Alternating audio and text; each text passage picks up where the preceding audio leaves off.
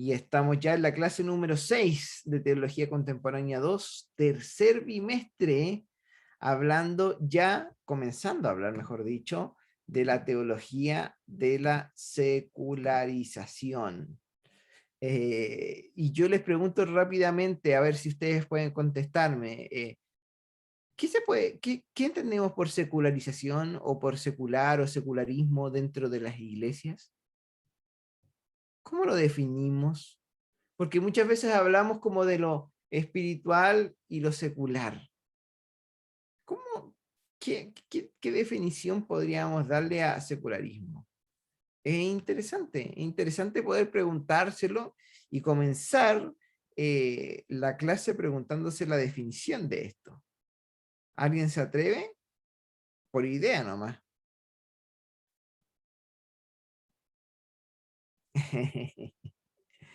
Bueno, cuando hablamos de secularismo, cuando hablamos de secularización, tenemos que entender que es cuando se habla de este despertar o mover que ocurrió hace un tiempo en la sociedad, en donde desaparecieron los signos, los valores, quizás incluso hasta algunos deberes o comportamientos que se consideran propios de las personas y que son muy identificativos con respecto a una religión.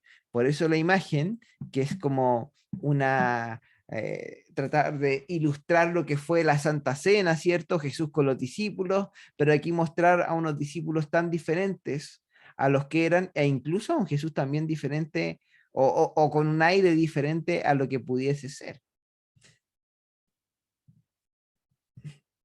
Por eso nosotros tenemos que entender que cuando hablamos de secularización, hay dos sentidos en los cuales se habla, en el jurídico y en el cultural. El jurídico significa el paso de una persona del estado clerical al estado secular, o el paso, mejor dicho también, de bienes eclesiásticos a una propiedad secular. Y cuando lo hablamos de manera cultural, el concepto ya ahí es más tardío y solo se va a formar hacia fines del siglo XIX y comienzos del siglo XX para indicar el proceso de una emancipación de la vida cultural. Y esto incluye la política, la ciencia, la economía, la literatura, la filosofía, el arte, etcétera, todo lo que tiene que ver con la cultura, respecto de la tutela eclesiástica, de respecto de esta visión o de esta formación religiosa dentro de la misma sociedad. Pero solo a partir del año 1945, el concepto de secularización se convierte en un concepto más interpretativo de manera global en cuanto a la formación de la modernidad, sobre todo en Europa, en Estados Unidos, más que nada. Podríamos incluir quizás a Canadá. Son países que de alguna u otra manera en esos tiempos comenzaron con la modernización. 1945, Chile estaba lejos de la modernización. 2021, Chile sigue estando lejos de la neomodernización o de la posmodernidad de alguna otra manera. Podemos tener una fachada posmodernista, pero seguimos siendo bastante conservadores para nuestra forma de vivir. Y no hablo solamente de los cristianos, hablo de todas las personas, de todos y todas las chilenos. Inclusive, cuando dicen todes, ellos de alguna u otra manera también son conservadores dentro de lo que creen y no van más allá, recién están como camino a. Eso nos da alguna ventaja a nosotros como iglesia para poder presentar o proponer un estilo de vida bastante interesante que quizás pueda seguir generando una contracultura dentro de la misma sociedad. Leslie. Profe, lo secular tiene que ver con, con este dejar de pensar que la iglesia está por sobre todo el resto de las autoridades. Claro, Esto exactamente. ya. Sí, exactamente. Exactamente, tal cual como lo dijiste. Eh, que, que la religión está por sobre la creación de la sociedad.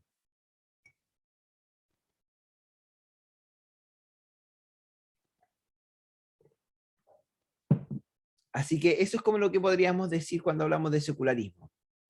El padre de la secularización es Max Weber, por si acaso, un interesantísimo filósofo que también habla de la filosofía de la religión y lo aborda de una manera bastante interesante. Pero cuando hablamos de la formación de la modernidad, esta aceptación cultural, que es el término secularización, indica por una parte el proceso, como les decía, de emancipación del mundo moderno respecto a esta tutela del cristianismo y de la iglesia. Pero por otra parte, también remite a esta aportación hecha por el cristianismo a la formación del mundo moderno y a la permanencia de impulsos cristianos en la sociedad moderna, porque no podemos desconocer que gran mayoría de las culturas de los países y sobre todo de los más grandes han sido a través del cristianismo, de lo que ha propuesto el cristianismo. El cristianismo siempre ha sido un aporte a la sociedad, ayudando incluso al área educacional o literal de la sociedad. Hoy en día, quizás el cristianismo ha quedado al debe, perdón, y ha quedado más atrás en cuanto a este aporte hacia esta sociedad. Con el tema de la secularización no se evoca tan solo una cuestión teológica sectorial, sino que es una cuestión más global y que da lugar que la fe cristiana y el cristianismo y la iglesia ocupen un espacio interesante e importante, o podríamos decir relevante, dentro de la sociedad moderna. Y en esto aparece este teólogo evangélico Friedrich Gogarten, que es bastante interesante de poder hablar y bastante interesante de poder conocer. Este teólogo evangélico es el primero, a comienzo de los años 1950, aprox, en asumir el fenómeno epocal de la secularización como un tema dentro de la teología, no solamente dentro de la sociedad, de la sociología, antropología, filosofía, sino que dentro de la teología. O sea, el tema de la secularización es importante para la iglesia, para el biblista y para el teólogo. Bueno, ¿qué podemos decir de él? Que nació en el año 1887, murió en 1967, fue un teólogo luterano, pastor, considerado cofundador junto con Karl Barth y Edward Turneysen de la teología dialéctica, que todavía se sigue practicando sobre todo en el luteranismo. Estudió teología en Jena, en Berlín, fue también estudiante de Harnack y en Heidelberg con Troeltsch, o sea, se rodeó de teólogos de peso y de bastante influencia. En el año 1924, la Facultad de Teología de la Universidad de Gießen le otorgó un doctorado honoris, que se le llama así causa, a partir de esto de poder presentar posturas bastante importantes dentro de la teología. Ya en el año 1925 se desempeñó como pastor en Dorndorf y enseñó desde 1927 en Jena, perdón. La intervención que propuso Gogarten iba en el sentido de una recuperación de la palabra de Dios, que la crisis cultural estaba viviendo Europa y la hacía aún más evidente y urgente. Una crisis cultural con respecto a la identidad, una crisis cultural respecto a las ideologías y pensamientos que ellos estaban teniendo. El cambio al modernismo, del medievo al modernismo, era bastante fuerte, bastante interesante. Ellos lo veían como algo bastante liberal. Es ahí que también nace la teología de la liberación de Europa, de Alemania específicamente, en donde se presenta pensamientos bastante enfocados en lo individualista, en lo humanista, más que en lo religioso. Gogarten también está atento a los problemas de su tiempo y muy preocupado por la caótica situación política y social que estaba ocurriendo. Si ustedes se han dado cuenta de todos los teólogos y pastores y eruditos que hemos estado viendo, la gran mayoría se ha preocupado del conflicto político-social, pero la gran mayoría ha dejado de tomarle quizás la importancia en cuanto a la relación y ha tomado el desafío del pastorado. Entonces ha comenzado a ver estos conflictos desde la situación de una persona común y corriente que asiste a la iglesia. No desde una posición superior y de relación y de decir, oye, mañana tengo que juntarme con el presidente y vamos a discutir estos temas políticos sociales porque son importantes. No, no, no. Lo hablaban desde la necesidad de su gente, de la necesidad que cada uno de ellos tenía. Y bueno, esto es interesante y es importante mencionar. En un comienzo, Gogarten dio apoyo inicial a los cristianos alemanes que apoyaban a Hitler, pero retira este apoyo de manera muy improvisada con un documento de protesta el año 1933, el 14 de noviembre para ser más específicos, y se desmarca de lo que ellos estaban haciendo. Él en un comienzo creyó, como muchos creyeron en Piñera, que se venía un buen tiempo. Y la verdad es que no fue así y reculó, como muchos también recularon después de que votaron por Piñera. Entonces, es importante y es interesante mencionarlo porque es un factor que se repite cada vez en distintas áreas, en distintas índoles y con distintos hombres o mujeres de Dios y presidentes o postulantes a la presidencia o a gobernadores. Siempre ocurre lo mismo.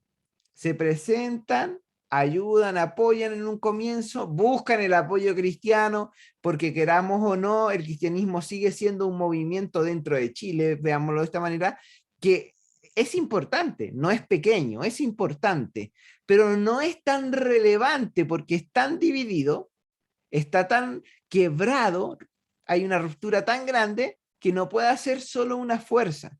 Entonces, cuando vemos quizás a un pastor que aparece en la propaganda de un candidato presidencial, uno dice, oye, ese pastor es protestante cristiano y está apoyando a ese personaje a la presidencia.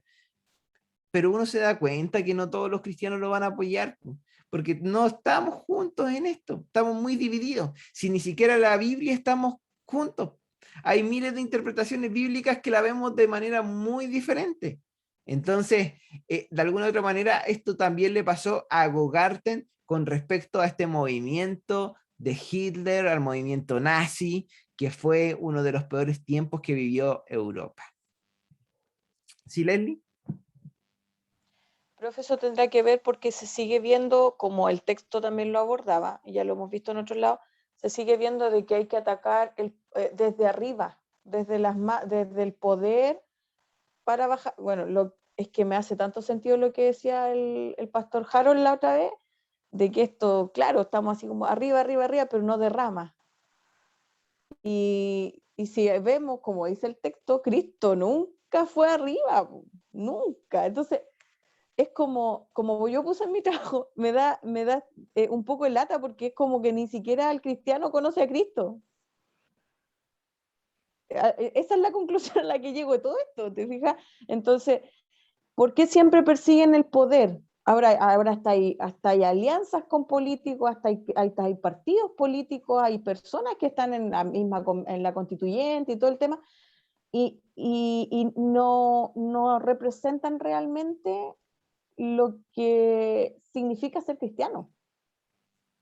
Yo siento eso, me da un poco de cosa decirlo, porque siento que no nos representan, porque lo que buscan no es imitar a Cristo, sino que es conseguir poder. Y desde el poder tratar de influenciar y muchas Exacto. veces dar para esperar algo también de vuelta. Y lo hemos Es que tenido, el tema es este, es sí, tan duro el mundo, es tan duro y es tan corrupto que es tan fácil corromperse con exacto. poder. Y yo lo veo, por ejemplo, lo analizo en los liderazgos. Tú cuando les dices, tú eres líder de, está esa cosa instintiva de decir, oh, soy superior al resto y el resto está para servirme a mí. Y si el que no sirve, te sacan a Dios y dice, usted no está sirviendo a Dios. Entonces, ¿de qué estamos hablando? ¿Te fijas de qué estamos hablando? Si una cosa es servir y otra cosa es creerte superior al otro. Ese Exacto. egocentrismo. Entonces, cuando nos metemos en política, lo dice una persona que se metió en política, cuando nos metemos en política nos encontramos con una pared tan corrupta que es tan difícil mantener tus principios. Yo, por ejemplo, fui amiga muchos años del Jorge Chap, que es el alcalde de Sí, Valparaíso. sí, sí, sí. Y hasta el día, así como súper orgullosa, católica total, por la- porque estudiábamos, él estudiaba Derecho en el piso de arriba y yo estudiaba Física en el piso, no, al revés, él estaba en el piso de abajo y yo estaba en el piso de arriba. Y conversábamos porque éramos de centro alumno. Y verlo con sus convicciones que hasta el día de hoy no han cambiado, es porque él también tiene un equipo de trabajo que va en la misma línea. Pero los choques que se ha pillado son tremendos, porque Sí. la política es corrupta. Entonces, cuando un cristiano se mete en esto, es como que yo siento que lo sacan de la burbuja y se encuentran con todo este tema político atractivo, porque es muy atractivo, es muy seductor caer en el tema, que si tú no tienes bien los principios claros, te puedes aliar con personas que no tienen ningún principio cristiano. Y eso es lo que a mí me da temor de cuando nos metemos en este tema. Es- Yo tengo el mismo temor y me da más temor cuando veo cristianos defendiendo a ese tipo de personas. Y digo, ¿qué cristianismo estamos llevando? ¿Qué cristianismo está llevando esta persona que cree que este candidato o candidata nos va a representar sin ser cristiano o cristiana? Si finalmente nosotros no necesitamos un presidente cristiano que nos represente, nosotros necesitamos un presidente que represente a todos los chilenos, a todos y a todas de esa manera. Eh, pero ¿por qué esa hambre de poder? Tiene que ver muchas veces con que se cree que a través de una posición se va a poder influenciar a las demás personas, pero eso no es así realmente. De hecho, tú mismo diste un ejemplo sobre Jesús. Jesús vino y eligió personas comunes y corrientes para hacer cosas increíbles y extraordinarias.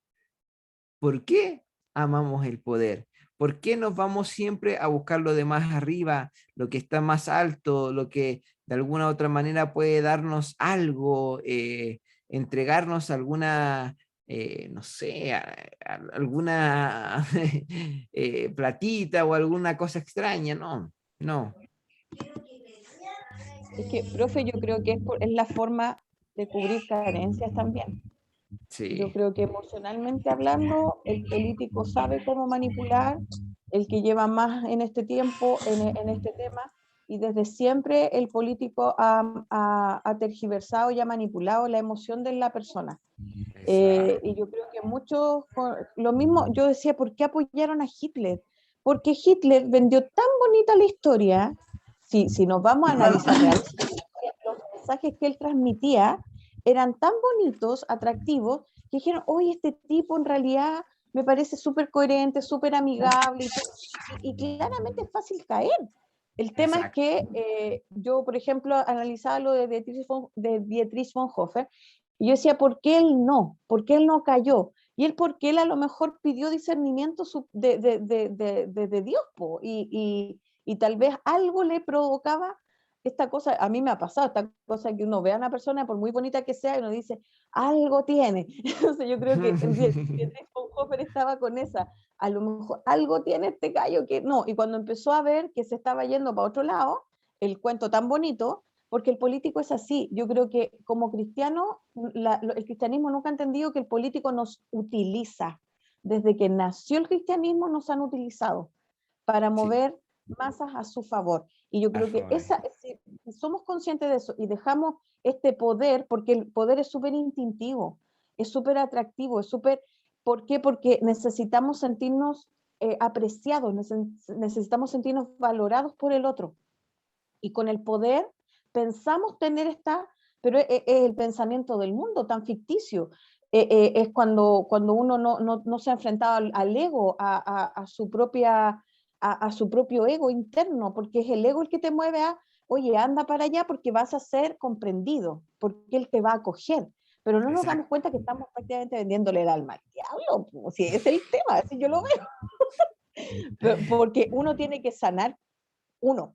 Yo creo que hay un mundo cristiano que está carente de atención, carente de afecto, y yo creo que esto viene desde siempre, desde que se fundó, desde que se conquistó Chile, viene esta carencia de la opresión y de buscar ser exitoso, de cómo causó tanto boom, por ejemplo, el evangelismo de la prosperidad acá, de que tú vas a seguir una religión solo porque querís plata. Exacto. Eso, si eso causó tanto revuelo y hasta el día de hoy estamos viviendo las consecuencias, es porque realmente la gente necesita sentirse importante y no, la plata no nos va a llenar. Es algo interno, algo psicológico que la gente debe trabajar en ellos mismos. Y ahí es donde yo creo que estamos fallando. Y fallamos mucho. Hermana Jenny, ¿usted iba a decir algo? Sí, con respecto a lo que se está comentando, pienso que nosotros como cristianos hemos vendido nuestra fe, no hemos corrompido en el sentido de que no hemos mezclado con los nuevos pensamientos que están en este momento influyendo, que están, ¿ya? En cuanto al Evangelio de la Prosperidad, es un ejemplo, porque usan la palabra, la palabra del dador alegre, como decía en el texto, lo usan mucho, mucho, y si tú no das, no eres bendecido, o sea, Dios no te va a bendecir. O sea, hay un como que se tranza la fe cristiana, se tranza. En ese aspecto, hemos llegado a ese punto. Sí. ¿Y qué es lo que quiere Jesús? Que nosotros simplemente seamos ejemplo de Él. Es verdad. Es verdad. Eso, ese es el punto, ese es el enfoque. Sí. Me acuerdan de un amigo predicador mexicano que se llama Abraham Pérez, que una vez me dijo: Daniel, no trances tus principios, no trances tus convicciones, porque el poder corrompe mucho, y eso es en toda área, y es importante que lo podamos tener.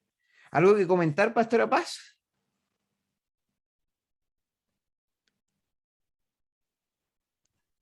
Yo, de acuerdo con Lely y Jenny, creo que todo se concluye a que, como decía Leslie, no conocemos a Cristo, no conocemos la palabra, o si lo conocemos, solamente de oída, no caminamos sobre la palabra, porque se supone que cuando Él se hace fuerte en nosotros, Él quiere que seamos, a ver, yo me voy por una frase que leí que me gustó mucho, que dice que la respuesta no la tenemos nosotros, sino que la respuesta somos nosotros. Entonces, ¿cómo vivimos nosotros Cristo? Yo creo que este es el tiempo donde, y todos los que estamos acá, yo creo que somos agentes súper importantes y que Dios vio algo y que estamos por sobre de querer estudiar o de tener un título, y como dices Leslie siempre, yo sé por qué no estoy acá, creo que Dios quiere algo más con nosotros porque nos está mostrando. Yo esto no tenía idea de esto, pero sí concluyo de que la mayoría de los cristianos no caminan por la palabra, aún aquellos que se saben la palabra al revés y al derecho. Entonces, este es el tiempo que nosotros tenemos que ser fiel a nuestros principios, a lo que Dios nos está entregando. Y que el Señor nos ayude, porque nadie, el que esté libre, no, el que esté, ¿cómo es la palabra? El que esté fuerte, cuide de no caer. Claro, no, el que esté firme, cuide de no caer. Eso, el que esté firme, cuide de no caer. Que el Señor nos ayude a ser siempre humildes en eso y seguidores de Él, por sobre todas las cosas. Absolutamente. Porque el poder no está solamente en el dinero, sino que el poder está en querer caerle bien a alguien, o el querer hacer algo para que el otro me mire. Entonces, que el Señor nos ayude a eso. Que nos ayude, necesitamos ayuda en ese sentido. Hermana Jenny, levantó su mano de nuevo.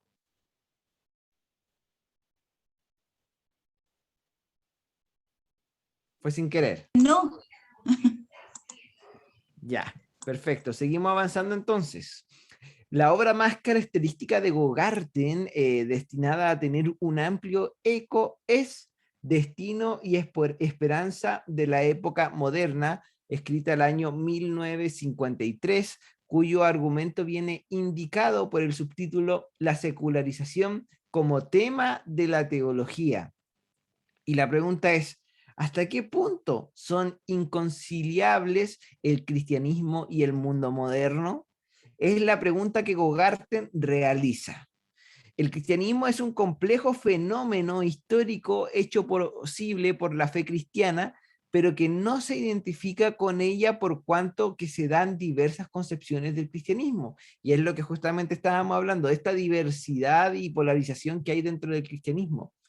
Desde la doctrina eclesiástica, para la que el cristianismo se configura como un sistema de estructuras eclesiásticos sacramentales, hasta la del historicismo, que reduce el cristianismo a un mensaje moral, porque hay que entender que hay diferentes tipos de mensajes cristianos y muchas veces nosotros nos escandalizamos más que nada por lo moral y dejamos de lado los conflictos de estructuras eclesiásticas sacramentales que hay. Por ejemplo, en una época en donde el machismo es mirado con una mirada bastante, ¿cómo lo podríamos decir?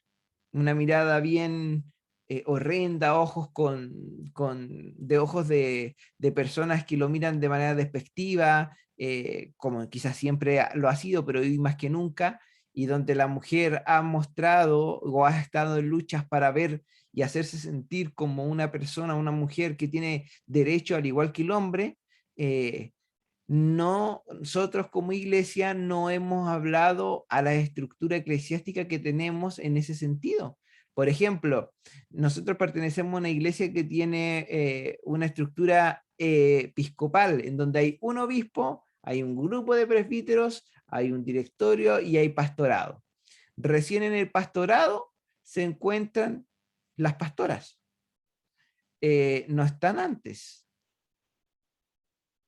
No están antes. Entonces, ese tipo de liderazgo se cuestiona hoy en día, pero no se cuestiona dentro de la iglesia, se cuestiona desde afuera. Y lo que se cuestiona desde adentro es ese mensaje moral. Ah, mira ese que está pecando, mira ese que salió el otro día con unas amigas y se tomaron un trago, está pecando porque se tomó un trago. ¿Realmente eso es pecado y eso es algo malo?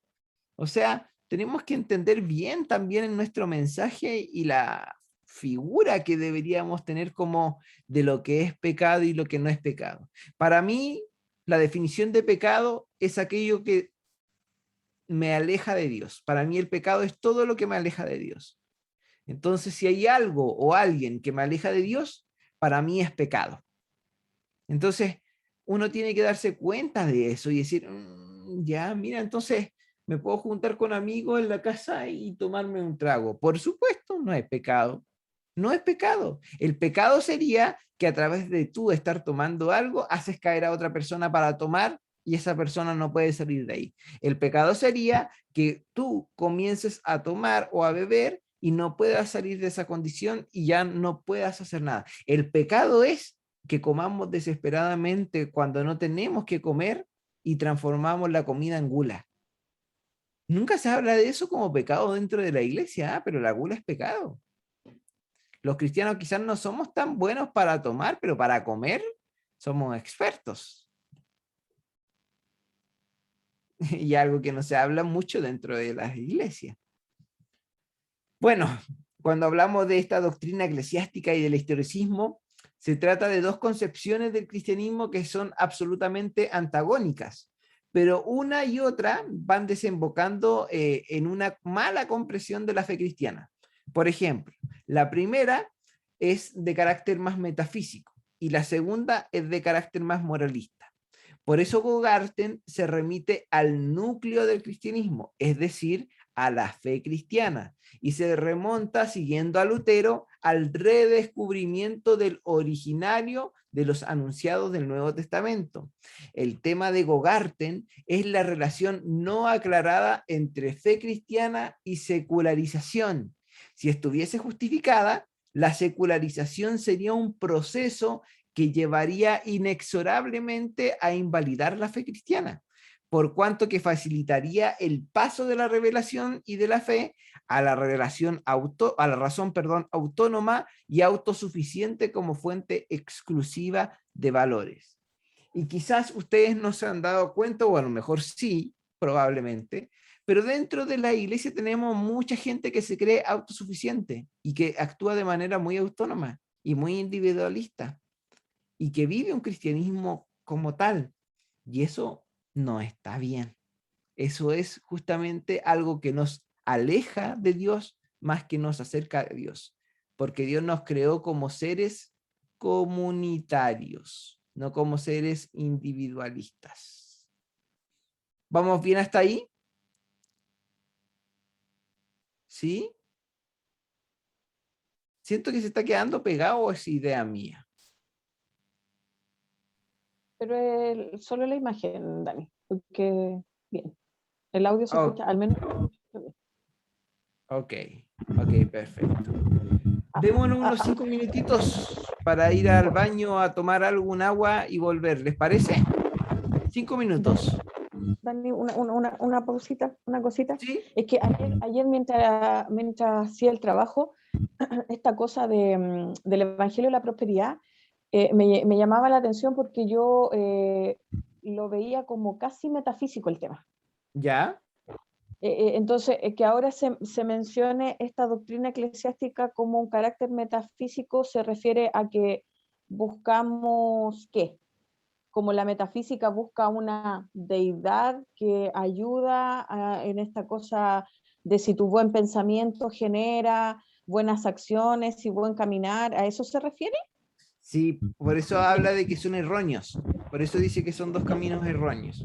Y Gogarte Sí. lo presenta de esa manera. Sí, que por eso yo ayer lo hacía clic con el tema de la prosperidad, porque también es como esta visión metafísica de si tú obras bien, vendrá el bien sobre ti y esta cosa más mística. Más mística, No, sí, sí, por supuesto. Lo de místico. hecho, Adelante, hermana Jenny. de hecho, la prosperidad siempre saca a Satanás, siempre está en primer lugar Satanás. Sí, es uno de los Sí, grandes sí, en serio. conflictos ahí. Se predica más del diablo que de Dios. Es así. Ya, démonos unos minutitos entonces. 10, 15, volvamos. Démonos una pequeña pausa.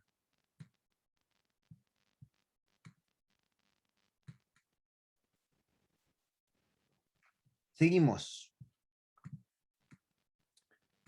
Bueno, frente a este problema que se presenta con Gugarten que estábamos viendo recién, hay 3 posibles soluciones. La primera, o se rechaza de partida la secularización, en cuanto que va a constituir la descomposición y la destrucción de la fe cristiana, y esta es la posición que Gogarten ve representada, por ejemplo, por la crítica que hace Kierkegaard al mundo moderno. La otra es, se prescinde definitivamente del cristianismo, ya que es incapaz de soportar el peso de la autonomía del hombre, convertido en el señor autónomo del mundo y de sí mismo. Y esta es la posición que Goarten ve en la crítica al cristianismo de Nietzsche. O bien, la tercera es la vía recorrida por el mismo Gogarten, que se trata de interpretar el nexo entre cristiana y secularización. La tesis de Gogarten es la siguiente. La secularización tiene su fundamento en la esencia de la fe cristiana y es una legítima consecuencia de ella. Es lo que presenta Gogarten en uno de sus escritos Destino y Esperanza del Mundo Moderno. La fe cristiana vive en su esencia bíblica y teológica. Es fe justificante, justifica al hombre ante Dios, seculariza al mundo y lo entrega a la autonomía y a la responsabilidad del hombre. Para la fe cristiana, el mundo es creación de Dios y de ahí deriva la secularización del mundo y la autonomía del hombre frente a este mundo. La secularización se revela a sí mismo como un proceso de historización de la existencia humana y del mundo.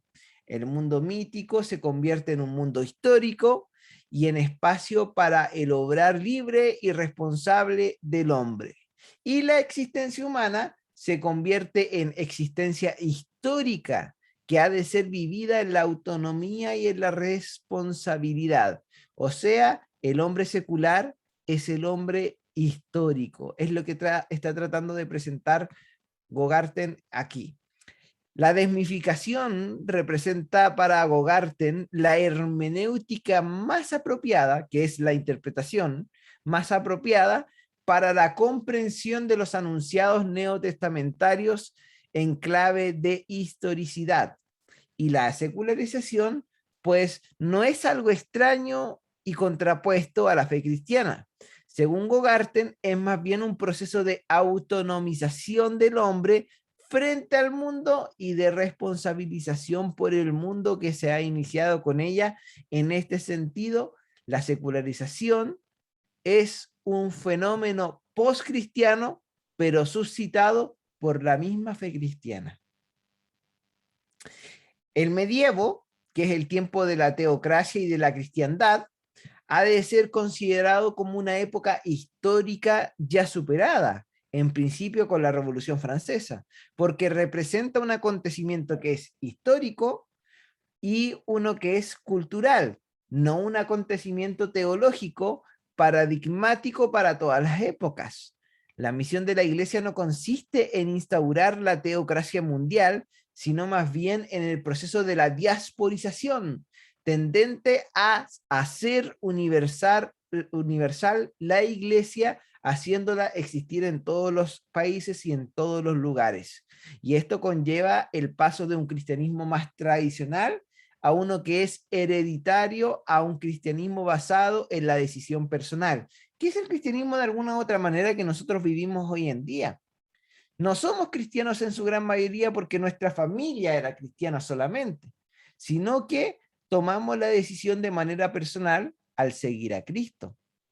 El tema es que esa decisión trae beneficios y trae consecuencias, y no todas las personas asumen estos beneficios y estas consecuencias. Más bien dicho, no quieren asumir las consecuencias de seguir a Jesús. Hoy día hay muchas consecuencias. Como por ejemplo, es muy fácil tener en un listado a la gran mayoría de líderes o representantes del cristianismo a nivel mundial. Si se levanta algo contra el cristianismo, ¿quiénes son los primeros que caerán? Los más expuestos, los líderes, los pastores, los más vistos por todos en ese sentido. Pero la decisión personal de seguir a Jesús conlleva una decisión de vida, no una decisión de simplemente de un momento. Y eso es algo que tenemos diferencia contra, por ejemplo, lo que es el Islam. Los musulmanes sí heredan su credo, sí heredan sus culturas, y las familias musulmanas en su gran mayoría también van creciendo porque van heredando esta religión que es de su antepasado, y ellos no la cortan, pero también tienen conflictos, porque también hay hijos adolescentes, hijos jóvenes, en donde no quieren hacerles caso a sus padres y prácticamente son expulsados de las familias. Yo no sé si nosotros cometeríamos lo mismo, que para mí sería un tremendo error, expulsar al que no cree en Dios en tu familia. Un gran conflicto dentro de la iglesia es justamente ese. La familia.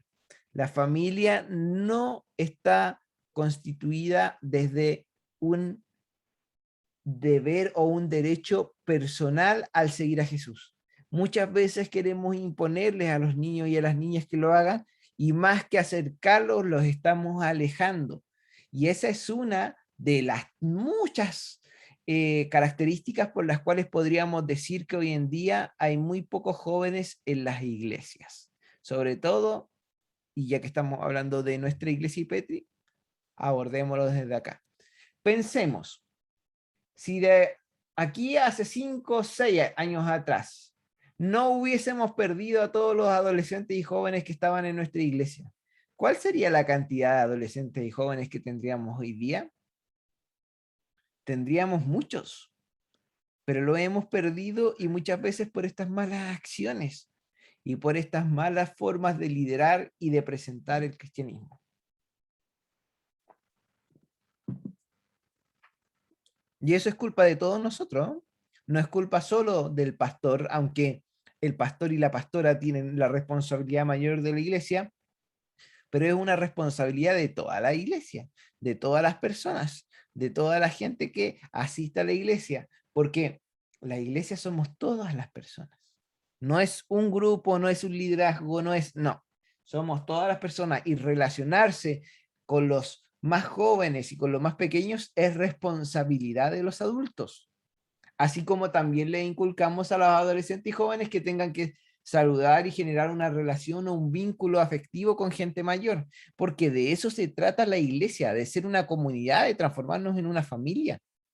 Entonces hoy día vivimos en este cristianismo más basado en la decisión personal. Cada uno sigue a Jesús y sigue a Dios, vive como Él o como Dios manda, porque lo quiere de manera personal, pero también como es personal, yo sé hasta dónde me aprieto el zapato. Si aquí me vienen a retar o me vienen a decir algo, yo los dejo fuera de inmediato, y eso es un conflicto real. Hoy en día se deja mucho de lado, y creo que de alguna otra manera no está mal, al liderazgo en cuanto a las decisiones personales. Yo creo que está bien, porque el liderazgo no tiene que tomar decisiones personales de las personas que están en su iglesia, pero las personas que están en su iglesia no dan espacio para abrir y dialogar sobre sus conflictos y recibir una guía, una ayuda, un consejo, que es distinto. Hoy día estamos carentes de consejería dentro de las iglesias.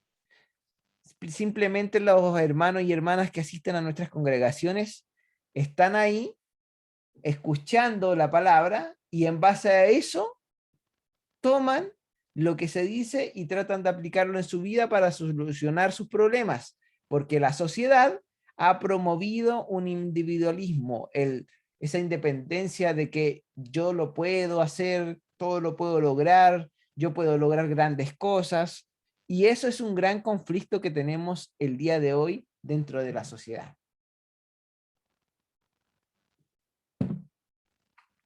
Avanzamos.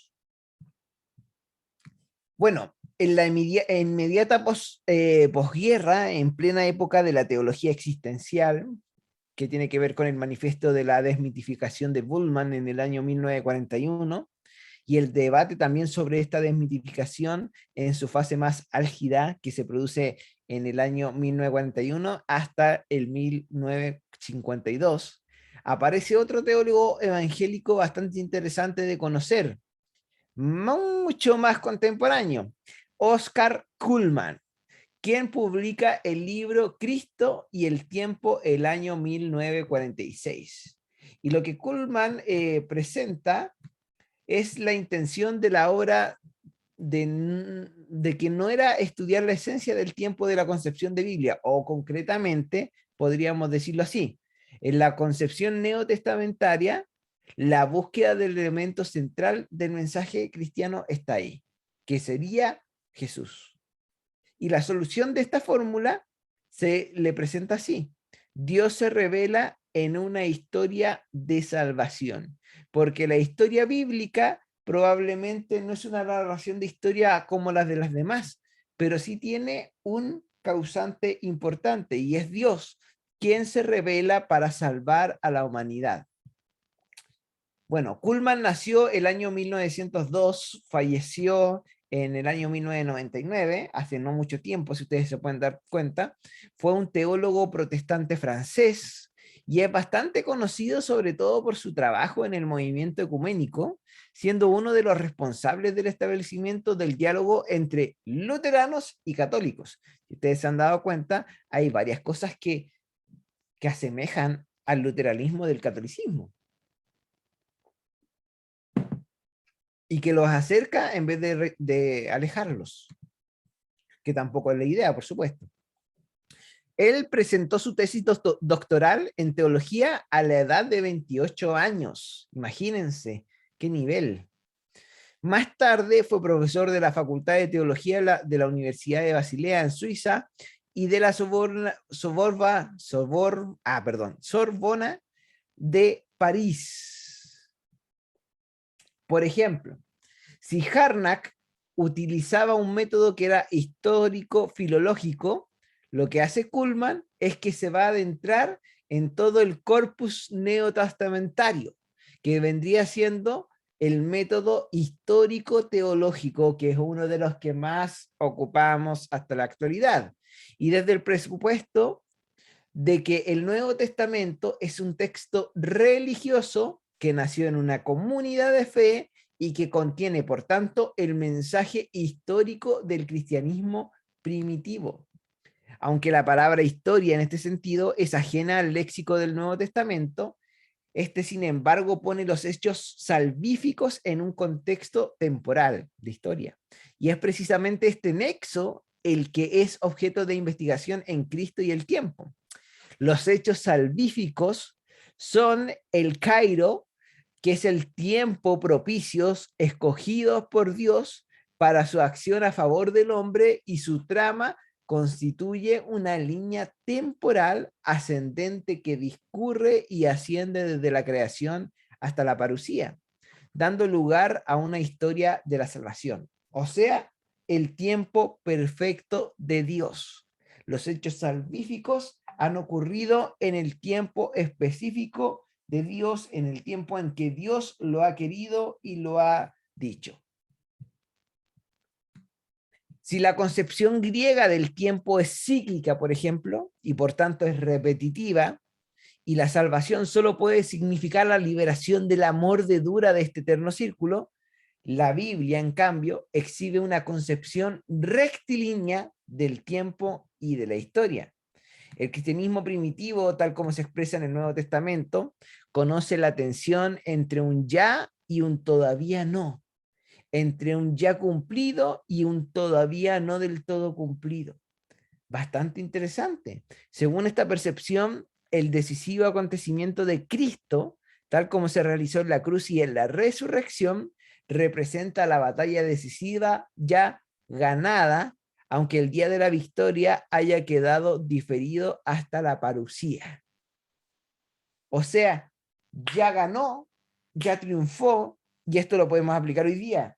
Cristo ya venció al diablo, ya venció la muerte, ya venció la cruz, pero todavía no se cumple para nosotros en todo para que lo podamos disfrutar, porque seguimos viviendo en un mundo lleno de maldad, lleno de violencia, lleno de altercados, lleno de malas intenciones.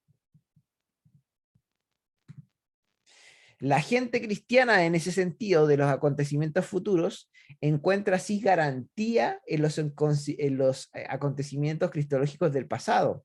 La línea del tiempo pertenece pues a Cristo.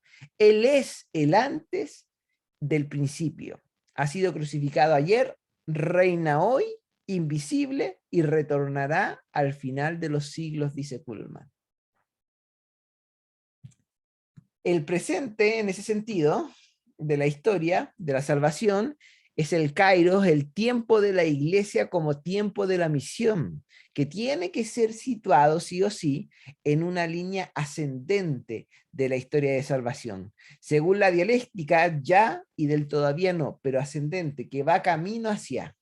Y la historia del mundo se desarrolla fuera de la historia de la salvación, pero a su vez está destinada a ser progresivamente influida por la historia de la salvación e insertada en ella. Lo que ocurre es que la historia del mundo, por un lado, sirve de trasfondo a la historia de la salvación, pero por otro lado se va situando en el horizonte de la historia de la salvación. O sea, ayuda para su construcción, pero también se ve en el horizonte hacia dónde vamos y hacia dónde la estamos apuntando. En cuanto que Cristo como Señor del tiempo es el centro de toda esta realidad temporal y posee la capacidad de irradiar sobre la totalidad de la historia, desde comienzos de los años 50 se había constituido en la Facultad Evangélica de la Universidad de Heidelberg, donde enseñaban el historiador de la Iglesia, por ejemplo, Hans von Kappenhausen, que en algún momento lo van a estudiar, y el biblista Gerhard von Rad, un círculo de jóvenes teólogos que representaban la diversidad de disciplinas teológicas y que debatían cuestiones centrales de la teología. Qué interesante que hable de jóvenes teólogos que representaban una diversidad de disciplinas teológicas. Hoy en día, lamentablemente, no vemos a grandes jóvenes que estén buscando presentar estas disciplinas teológicas o esta diversidad de pensamientos y puntos de vista. De hecho, genera todo lo contrario. Permiso, están buscando aquí afuera en mi casa. Me dan un segundo y vuelvo inmediato.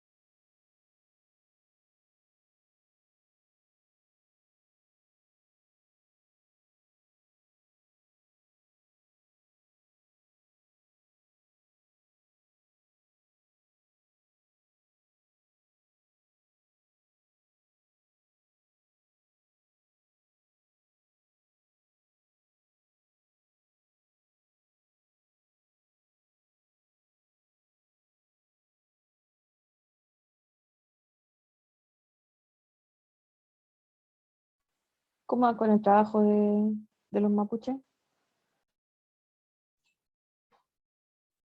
Yo tengo armado, pero no sé cómo colocarlo porque con lo que dijiste tú de que no era introducción, desarrollo, y yo vi un trabajo acá y que tenía introducción, desarrollo y conclusión.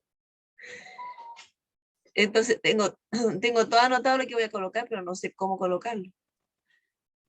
Voy a seguir. ¿Dónde viste tú que no se podía hacer eso? Porque sabes que yo tengo una, ¿cachai? Que tengo una página que dice que es un ensayo crítico y te explica todo lo que es un ensayo crítico, características del ensayo crítico y parte del ensayo crítico, introducción, desarrollo y conclusión. Entonces, quedé, yo te dejo salirme de aquí, quedé plop cuando tú dijiste que no era como, ¿cómo se llama? Ay, esta mano. Que no era con esto, yo lo estaba haciendo así.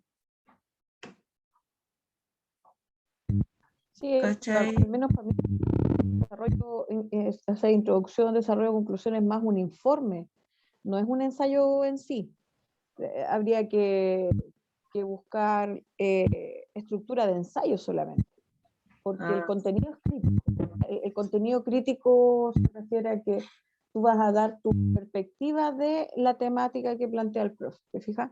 Pero la estructura de ensayo, yo al menos para mí no es eso, porque esa es la estructura de un informe de investigación, ¿te fijas? Donde tú haces una introducción al tema, haces un desarrollo del tema y una conclusión del tema. Pero para mí no es eso un ensayo. O sea, habría que buscar eso, a lo mejor estructura, o pedirle al profe, pedirle al profe que mande la estructura que él quiere que tengamos para trabajar. Ya, volví, perdón, es que no hay nadie más en la casa, así que tenía que recibir yo ese encargo. Seguimos entonces. Seguimos, ¿qué hora es? Estamos viendo la hora, perfecto. Ya. Pídale al profe nomás por si acaso eso del ensayo, se lo tiene que compartir. No hay conflicto en ese sentido. Bueno, el grupo que pronto será conocido como el Círculo de Heidelberg se representaba como un círculo de reflexión y de elaboración teológica en el que imperaba una concepción de la teología de la historia, que es lo que vamos a comenzar a introducir ahora. Este círculo editó el relevante artículo Acontecimientos de Salvación e Historia el año 1959.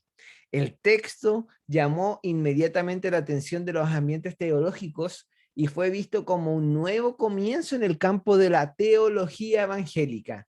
Hasta entonces estaba siendo polarizada entre las contrapuestas posturas de Carvald y de Rodolf Bullmann. Los principales enunciados de la línea teórica del texto de Heidelberg eran la siguiente. Número 1, revelación como autorrevelación. La revelación de Dios es autorrevelación, es decir, la revelación de Dios no es la notificación de cualquier verdad ni de un hecho cualquiera que de otro modo permanecerían escondidos si Dios no los revelase. En la en la revelación, Dios se revela a sí mismo, se autodesvela, es lo que plantean en el primer punto. Otra propuesta o principal enunciado es la revelación histórica. Dios se revela indirectamente por medio de las gestas que él realiza en la historia. Revelación como indirecta, autorrevelación histórica. Revelación como historia. Si la revelación de Dios acontece por medio de hechos históricos, estos son accesibles al juicio consciente de cada hombre, según 2 Corintios 4:2. Y están también ante los ojos de todos y no pueden ser descartados como imaginaciones de almas piadosas. Y la tercera revelación en el contexto de la historia universal. Y esta autorrevelación de Dios en la historia no puede dejar de interesar a toda la historia. Si Dios se revela en la historia, ello no puede suceder en referencia a un único segmento de la historia, sino que debe hacer referencia a la totalidad de la historia y por tanto también al final de la historia. Esto quiere decir que de alguna u otra manera Dios siempre buscó revelarse al hombre y no fue el hombre el que buscó de Dios, sino que fue Dios que buscó del hombre. El creador buscando a su creación y no la creación buscando al creador. También nos podemos dar cuenta de eso y entender que probablemente la Biblia es un libro en donde vemos más que nada que Dios busca a las personas y no las personas a Dios. Por lo tanto, podríamos deducir que nuestra labor como iglesia es también buscar a las personas y no esperar que las personas nos busquen a nosotros como iglesia, porque probablemente como iglesia no nos van a querer buscar. En ese sentido, no es la historia en cuanto tal la que es revelación de Dios, sino que es la revelación la que acontece en hechos históricos, en hechos realizados por Dios en la historia, en hechos que manifiestan el sentido de la historia y el destino del hombre. Porque lo importante en este sentido para Kuhlman, para Gogarten, es poder entender que esta autorrevelación de Dios ha sido narrada por hechos históricos, pero no quiere decir que es historia, sino que se manifiestan en el sentido de la historia y en el destino del hombre. Eso quiere decir que toda nuestra historia, desde el comienzo, Adán y Eva, hasta el final de los tiempos, ha sido escrita por Dios para que Él se pueda autorrevelar en cada momento como Él lo espera conveniente, pero trazándose en el destino de cada persona, de cada hombre, de cada mujer, con un propósito final. Y eso nos genera bastante interés. Eso nos genera bastante también ansiedad para saber cómo se va a autorrevelar en las próximas décadas Dios o en el poco tiempo que podamos vivir. Muchos de nosotros creemos que Dios se va a revelar a través de manifestaciones, de avivamientos, de grandes masas convertidas para Él, pero probablemente quizás no va a ser así. A lo mejor desde un acontecimiento mayúsculo en donde hayan tragedias mundiales, Dios se va a comenzar a revelar a todas las personas y eso va a generar un conocimiento en todo el mundo sobre quién es Jesús, quién es su Padre, quién es el Espíritu Santo. Yo creo que los misioneros hoy día ocupan una labor importante dentro del cristianismo y la verdad es que admiro la valentía que ellos tienen y todo lo que han tenido que enfrentar y van a seguir haciéndolo. Los que están en Haití, por ejemplo, en Afganistán, en otros países, en Israel, en Palestina. Me parece increíble. Pero creo también que nosotros seguimos necesitando personas dentro de Chile que puedan evangelizar lugares donde todavía el cristianismo no ha llegado. No podríamos decir que Chile es un país cristiano.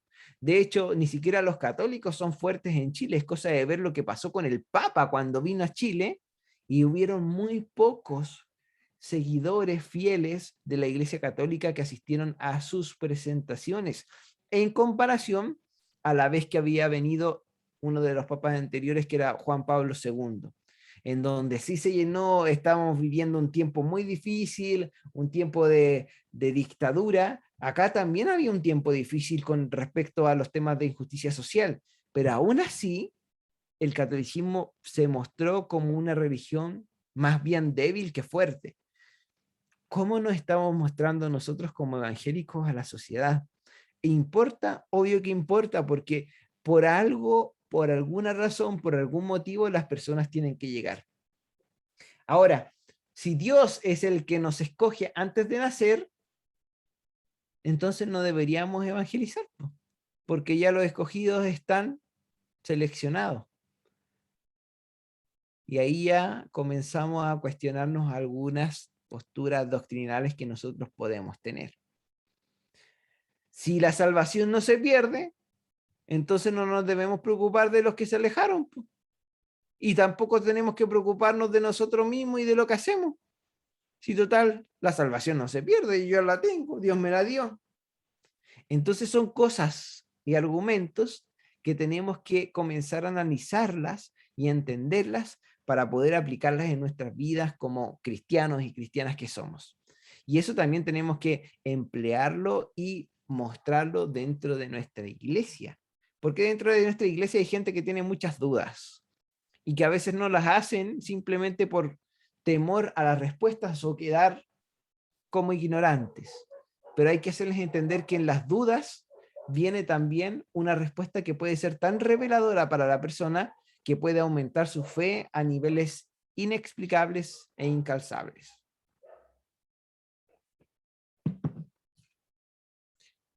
Eso ha sido lo que les quería presentar el día de hoy, más que nada, para que lo pudiéramos ver y lo pudiéramos analizar.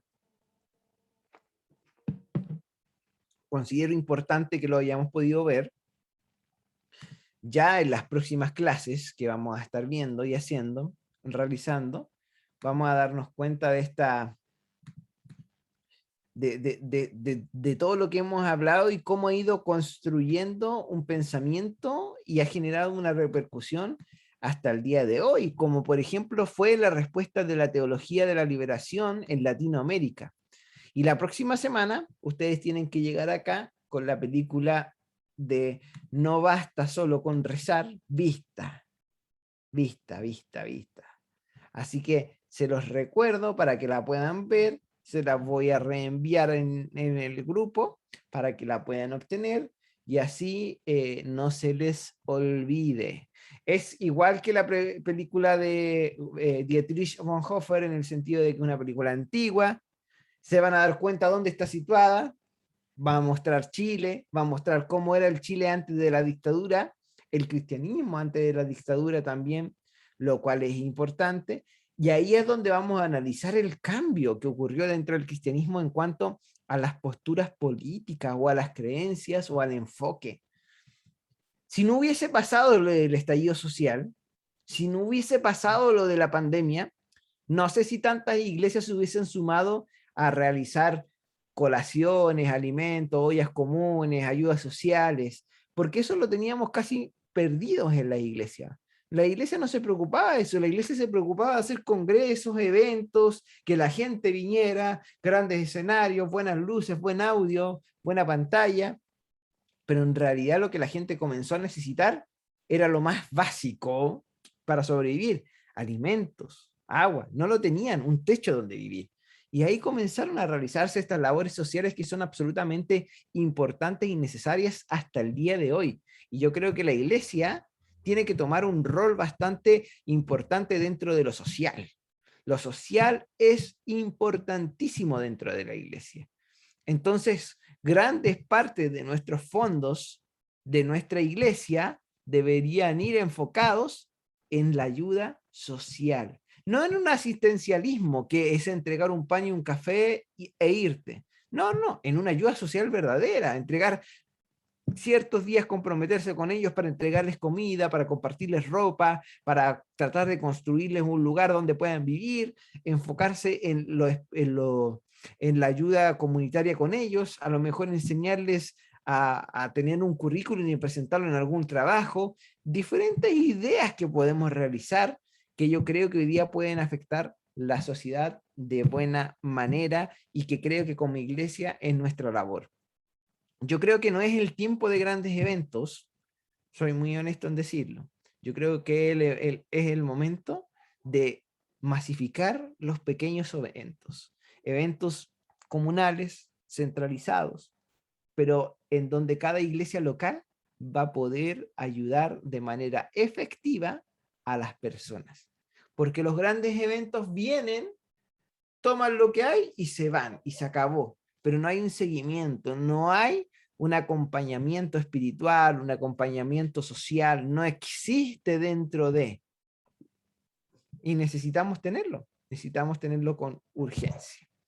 Bueno, eso ha sido la clase del día de hoy. Yo no sé si hay preguntas, comentarios, algo que quieran aportar. Quería hacer una pregunta. Más que Adelante. nada, no una diferencia. ¿Qué diferencia hay entre, por ejemplo, entre la enseñanza presbiteriana, o sea, la teología, la enseñanza, con la luterana, o son muy a la par? O sea, ¿es una teología dialéctica? Sí, exactamente. ¿Ya? Es más dialéctica, impulsada por Barth, de alguna u otra manera, y que tiene que ver también con el fundamentalismo. Y podríamos decir que también ha sido influenciada por Calvino, en donde muchas veces se tienen conceptos como la salvación no se pierde, la salvación es eterna, es un regalo de Dios, por lo tanto no va a ser quitado y entregado dependiendo de lo que tú hagas. Y tiene que ver más con el fundamentalismo en cuanto a sus bases y esencias.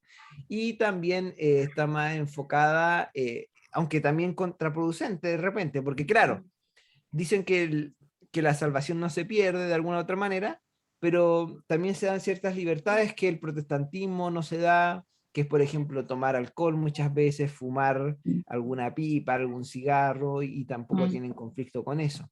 Entonces, tienen ciertas diferencias en costumbres y también en orientaciones doctrinales. Ya, profe, gracias. Bueno, eso, no sé si alguien tiene alguna otra pregunta. Sí, hermana Leslie. Profe, bibliografía para las disertaciones que envían en 2 semanitas más, nos va a enviar. Me acuerdo que le había dicho que no, pero sí tengo algunas para compartir, no hay problema. Ya, Tengo gracias. algunas, no hay problema con eso. Así que eso sería. Fue un gusto estar con ustedes. Fue clase de mujeres el día de hoy. Solamente yo estuve ahí infiltrado, así que me parece bien. Bueno, espero que Dios las bendiga mucho, que tengan una linda semana. Ánimo en todo. Recuerden que sí lo pueden lograr, si se puede realizar. Confíen en Dios. Dios va a ayudarles. Así que mucho ánimo y mucha fuerza. Que tengan una linda semana. Bendiciones. Gracias, profe. Bendiciones Chao, chao. a todos. Chao, chao. Bendiciones, chao. Chao.